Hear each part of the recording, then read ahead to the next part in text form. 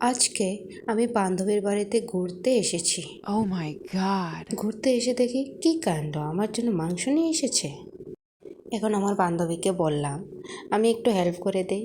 বান্ধবী বলল যে থাক, ঘুরতে এসেছিস ঘুর, এখন বসে থাকতো। তাই আর বসে বসে কী করব, বান্ধবী যা করছে সেটা ভিডিও করলাম, আপনাদেরকে একটু দেখালাম আর কি। বান্ধবীকে অনেক জোরাজোরি করার পর আমাকে রসুনগুলো দিয়ে দিল।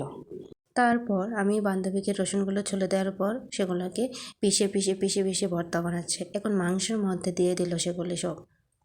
এখন আমার বান্ধবী আলুগুলোকে এখানে ফ্রাই করে নিচ্ছে মাংসের মধ্যে দেওয়ার জন্য। এখন লবণ হলুদ দিয়ে সেগুলোকে লেড়ে লেড়ে লাল করে ভেজে নিচ্ছে। এখন ভেজে নেওয়ার পর এগুলি তুলে নিচ্ছে বাটি একটার মধ্যে। আমার ভিডিও যদি আপনাদের ভালো লাগে লাইক অ্যান্ড সাবস্ক্রাইব করতে ভুলবেন না কিন্তু।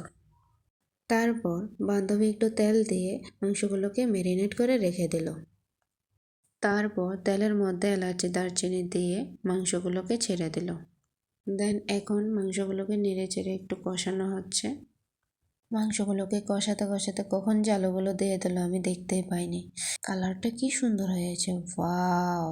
আজকে বান্ধবী আমার জন্য কষা মাংস রান্না করছে, দেখেন কালারটা কি সুন্দর হয়েছে।